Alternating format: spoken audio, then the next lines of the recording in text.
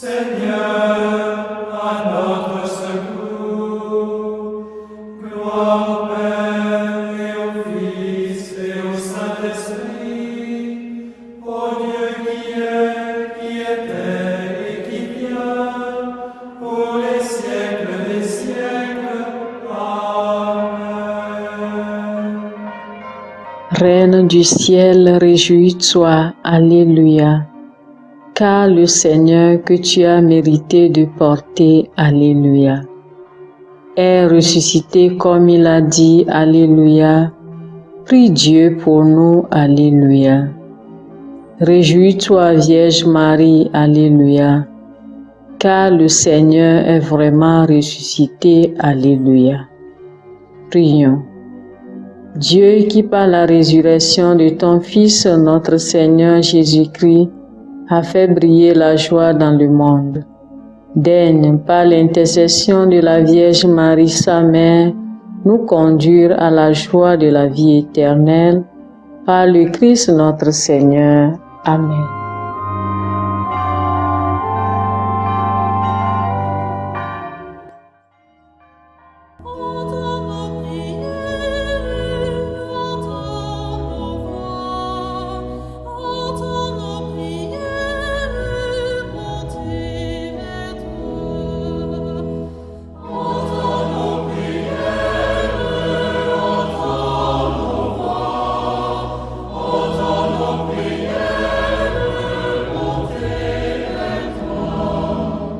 Seigneur, dans le silence de ce jour naissant, je viens te demander la paix, la sagesse, la force. Je veux regarder aujourd'hui le monde avec des yeux tout remplis d'amour, être patient, compréhensif, doux et sage, voir au-delà des apparences tes enfants, comme tu les vois toi-même, et ainsi ne voir que le bien en chacun. Ferme mes oreilles à toute calomnie. Garde ma langue de toute malveillance. Que seules les pensées qui bénissent demeurent en mon esprit. Que je sois si bienveillant et si joyeux que tous ceux qui m'approchent sentent ta présence. Revêts-moi de ta beauté, Seigneur, pour qu'au long de ce jour, je te révèle. Amen.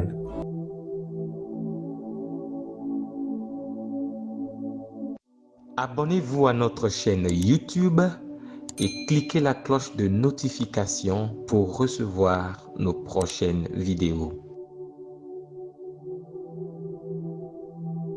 Écoutons les textes de ce samedi en la fête de Saint Pie V, pape, lu par Hélène Amouzou, sœur de Notre-Dame des Apôtres, et le diacre Guillaume Djoussévi de la Société des Missions africaines, commenté par le père Éric Boutor de la Société des Missions africaines.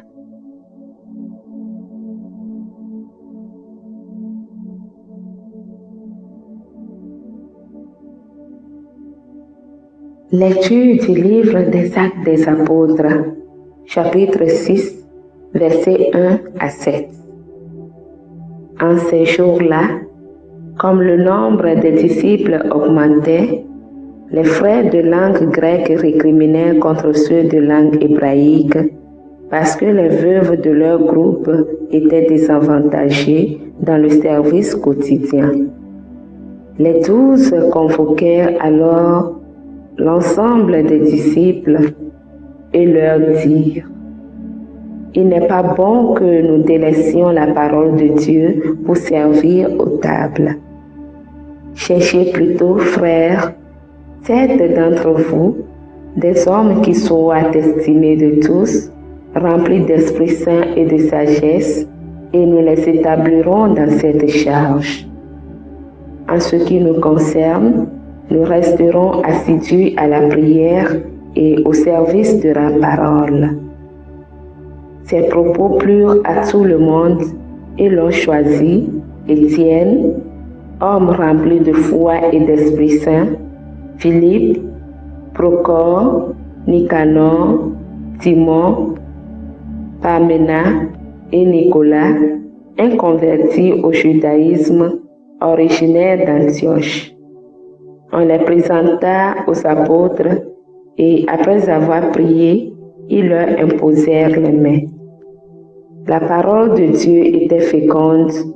Le nombre des disciples se multipliait fortement à Jérusalem et une grande foule de prêtres juifs parvenait à l'obéissance de la foi. Parole du Seigneur, nous rendons grâce à Dieu.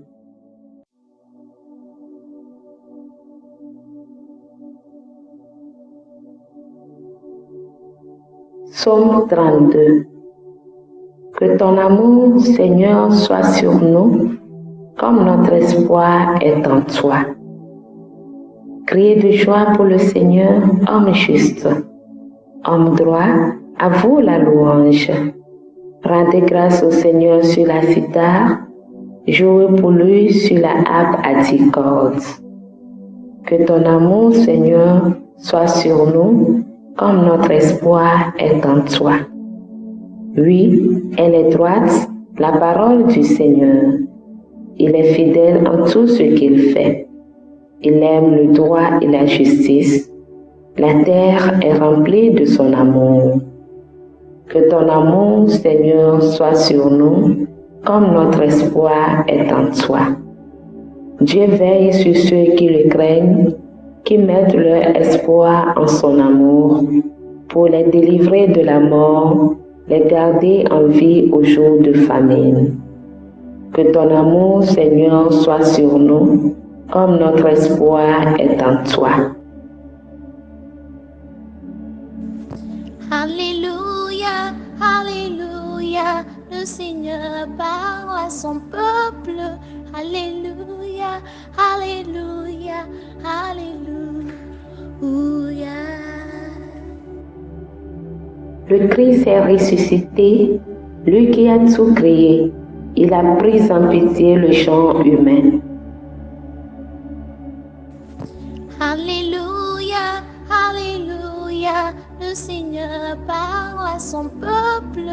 Alléluia, Alléluia, Alléluia. Le Seigneur soit avec vous et avec votre esprit. Évangile de Jésus-Christ selon Saint Jean. Gloire à toi, Seigneur. Jean chapitre 6, les versets 16 à 21. Le soir venu, les disciples de Jésus descendirent jusqu'à la mer. Ils s'embarquèrent pour gagner Capharnaüm sur l'autre rive. C'étaient déjà les ténèbres et Jésus n'avait pas encore rejoint les disciples. Un grand vent soufflait et la mer était agitée. Les disciples avaient ramé sur une distance de 25 ou 30 stades lorsqu'ils virent Jésus qui marchait sur la mer et se rapprochait de la barque. Alors ils furent saisis de peur. Mais il leur dit, « C'est moi, n'ayez plus peur. » Les disciples voulaient le prendre dans la barque. Aussitôt, la barque toucha terre là où il se rendait. Acclamons la parole de Dieu.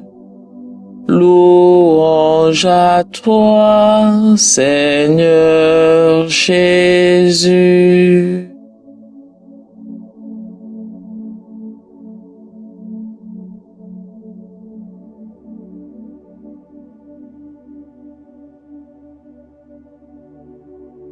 Chers frères et sœurs dans le Christ, nous avons écouté dans la première lecture de ce jour le récit de l'institution du ministère du diaconat. Ce ministère a été institué pour aider les apôtres ou les évêques dans leurs tâches pastorales. Cependant, les diacres, bien qu'ils soient aussi ordonnés par l'imposition des mains de l'évêque, sont limités dans leurs tâches. Ils peuvent bénir les sacramentaux et célébrer certains sacrements comme le mariage et le baptême, mais ne peuvent pas célébrer l'Eucharistie, le sacrement de la réconciliation et la confirmation, car en ces sacrements, c'est le Christ lui-même qui agit directement.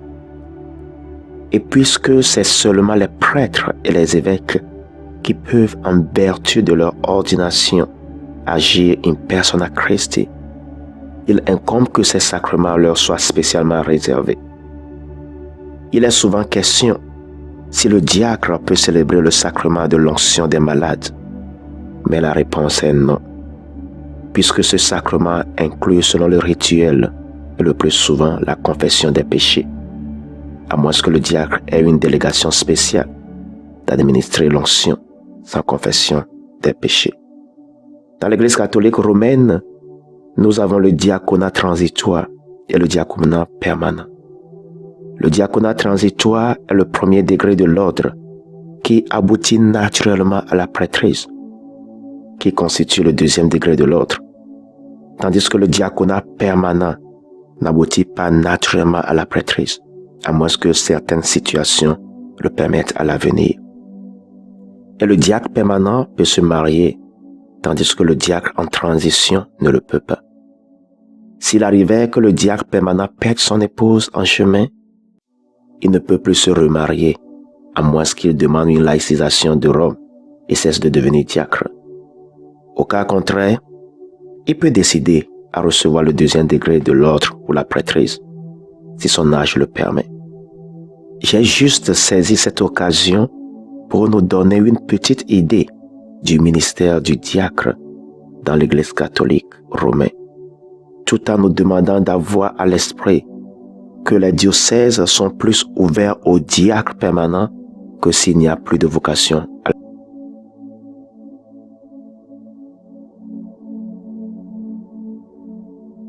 Que le Seigneur Tout-Puissant et Miséricordieux nous bénisse et nous garde, le Père, le Fils et le Saint-Esprit. Amen. Bénissons le Seigneur. Nous